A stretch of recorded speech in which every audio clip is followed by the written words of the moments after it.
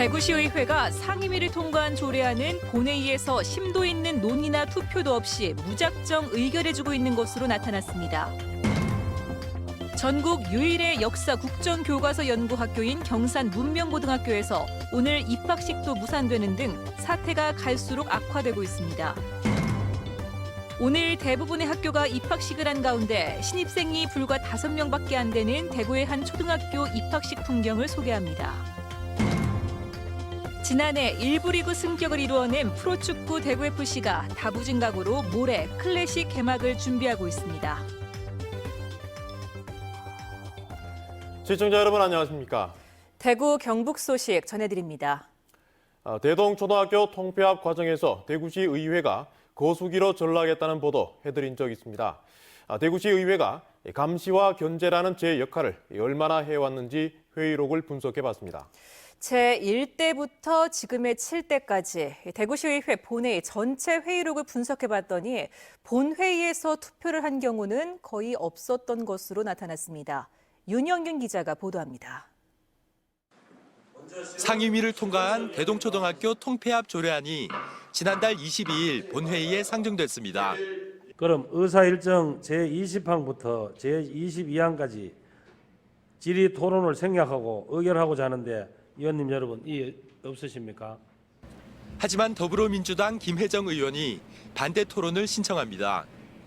학생 중심이 아닌 제도나 형식적인 절차만을 중시하는 교육청의 통폐합 방향은 분명히 문제가 있다는 점을 지적하며 결국 무기명 투표를 실시했고 참석한 시의원 26명 중 반대 7명, 무효 2명으로 가결됐습니다. 상임위를 통과한 조례안을 본회의에서 반대 토론과 무기명 투표까지 한 경우는 7대 대구시 의회가 시작된 이후 이번이 처음이었습니다. 만약에 이게 특정 정당이 이렇게 다수를 차지하지 않았더라면 그런 문제는 훨씬 더 활발하게 이루어졌고 그런 의견들이 활발하게 토론이 되어야지만이 대구시 의회도 발전이 되고 또 그게 대구 시민을 위한 길이라고 생각을 합니다. 1대에서 7대까지 대구시의회 본회의에 상정돼 통과된 조례안 중 찬반 투표를 한 경우를 분석했더니 모두 29건으로 전체의 2% 남짓에 불과했고 그나마 1대가 12건으로 가장 많았으며 나머지는 모두 한 자릿수에 불과했습니다. 찬반 투표를 한 경우도 무기명 투표를 실시한 이번 대동초등학교 통폐합 조례안을 제외하고는 모두 기립이나 거수로 가부를 결정했습니다. 일단 독점 체제에서 그야말로 정당의 눈치를 보는 또 의원들 간에 또 암묵적 카르텔이 굉장히 많이 작용하고 있는 것으로 보여지고요. 의회의 기본적인 기능인 질문과 토론, 감시와 견제가 사라지면 결국 그 피해는 시민들에게 돌아갈 수밖에 없다는 지적이 나오고 있습니다. MBC 뉴스 윤영균입니다. 전국 유일의 역사 국정교과서 연구학교인 경산 문명고등학교 사태가 갈수록 악화되고 있습니다. 연구학교 철회를 요구하는 학부모와 학생들의 강한 반발에 오늘 입학식마저 무산됐고 학부모들은 소송까지 제기했습니다. 보도에 양완희 기자입니다. 경산 문명고 신입생과 학부모들은 입학식 참석 대신에 근조 리본을 달고 역사 국정교과서 반대 시위를 벌였습니다. 입학식은 신입생 20여 명만 참석하고 문을 잠근 채 시작됐지만 강한 반대와 항의 탓에 결국 무산됐습니다. 제가 신입생이고 입학식도 간다는데 왜 막아요? 대체? 그 정도 이해가 안 되거든요. 신입생 187명 가운데 지금까지 4명이 전학이나 자퇴로 학교를 떠났고 입학식에 참석하지 않은 나머지 학생들도 국정교과서 수업을 거부하겠다는 뜻을 밝혔습니다. 역사 인식이 올바르게 성장하면 이제 좀 저희한테 악영향을 많이 끼칠 것 같고 교과서를 받으면 안에 봉투에 담아서 봉투에는 할 말을 쓰고 우리 교장실 앞으로 다 넣고. 하지만 학교 측은 학부모가 학교 정책을 따라야 한다며 강행 의사를 분명히 했습니다. 주교재 국정교과서요. 검정교과서하고 이렇게 비교 연구합니다. 전학과 나가 지금 뭐 한두 이야기 있지만 앞으로 없을 거라 봅니다. 학부모들은 연구학교 신청 과정에 반대가 많았던 학교 운영이 의견이 바뀐 점과 교사 찬성률 완화 등 절차상 문제가 심각하다며 연구학교 지정 처분 취소 행정소송을 제기했습니다. 일사부재의 원칙 위반으로서 이 자체가 사실은 무효다. 학교운영위원회의 두 번째 심의 및 자문은 무효다. 새학기가 시작되면서 문명고를 둘러싼 갈등이 더 악화되고 있는 가운데 역사 국정교과서 사용 여부는 법적 분쟁으로까지 이어지고 있습니다. MBC 뉴스 양관입니다. 요즘 학생 수가 줄면서 대구에도 전교생이 한 가족처럼 서로 잘하는 작은 학교들이 생겨나고 있습니다. 오늘 대부분의 학교들이 입학식을 했는데요. 신입생이 불과 5명에 불과한 대구의 한 초등학교를 취재했습니다. 권윤수 기자입니다. 전교생이 60여 명에 불과한 작은 학교에 5명의 새 식구가 들어왔습니다. 형, 누나들은 뮤지컬 공연으로 동생들을 반갑게 맞이합니다. 1학년 여러분, 입학을 축하합니다. 어려운 일이 있으면 언제든지 언니들을 찾아와 주세요. 오래 앉아있는 게 익숙지 않은 아이들. 지루한 듯 보이기도 하지만 입학 소감은 씩씩하게 말합니다. 선생님의 말씀을 잘 듣고 형, 누나들 도움을 받아서 열심히 공부하고 씩씩하게 자고 싶어요. 어린 자녀를 학교에 보낸 학부모는 가족 같은 학교 분위기에 기대를 갖습니다. 학교가 작으니까 애들과 선생님과의 교감이 통하는 것 같고요. 넓은 운동장에 있어서 애들이 신나게 뛰어노는 것 같고 그리고 따돌림도 없는 것 같고. 학교에서는 행복학교로 운영되는 작은 학교만의 장점이 크다며 첫 학교 생활을 하는 아이들과 학부모를 환영했습니다.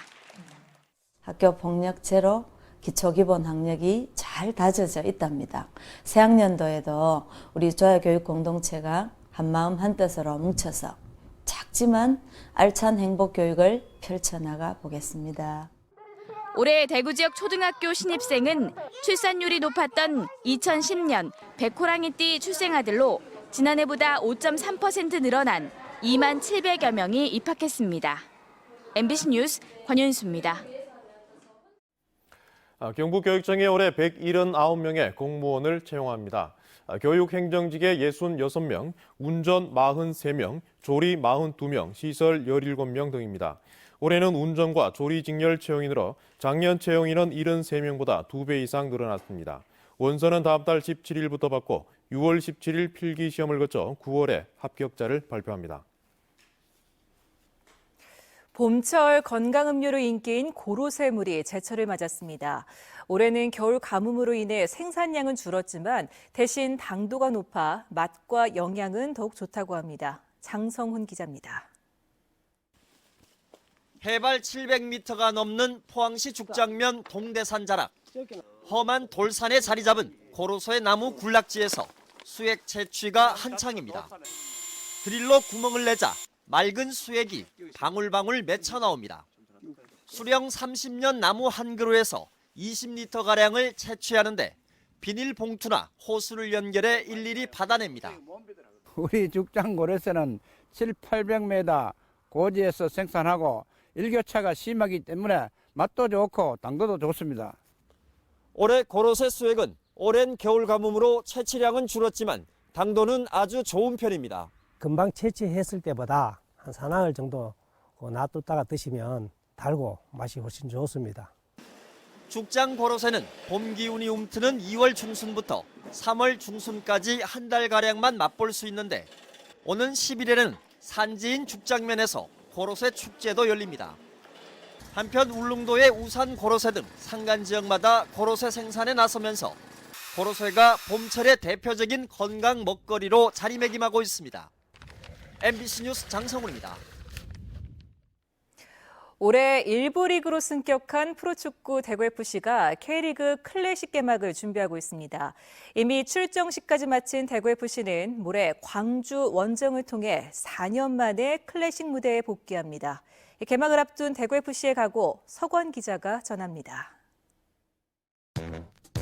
겨우내 뜨거운 시간을 보냈던 대구FC. 남해부터 시작된 훈련은 중국 쿤밍을 거쳐 다시 남해로 이어졌는데요. 지난 화요일 올 시즌 출정식을 하고 새 유니폼을 선보이며 1부 리그 개막에 임하는 각오를 밝혔습니다.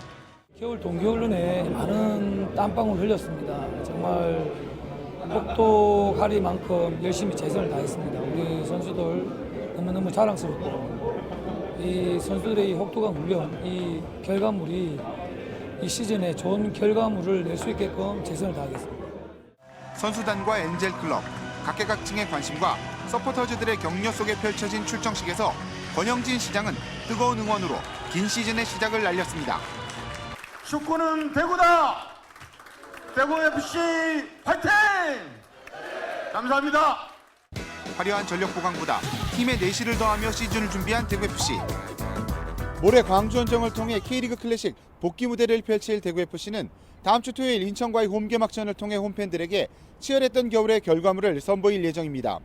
MBC 뉴스 서건입니다. 프로축구 대구FC의 중국 쿤밍 전지훈련 과정을 취재한 2017 K리그 클래식 개막 특집 축구는 대구다가 오늘 밤 11시 10분부터 방송됩니다. 이번 프로그램에서는 4년 만에 K리그 클래식 무대에 복귀하는 대구FC의 각오와 함께 승격과 함께 더 큰 도전을 앞둔 대구FC 선수단의 올 시즌 전력을 점검하고 시즌을 예측해봅니다. 많은 시청 바랍니다.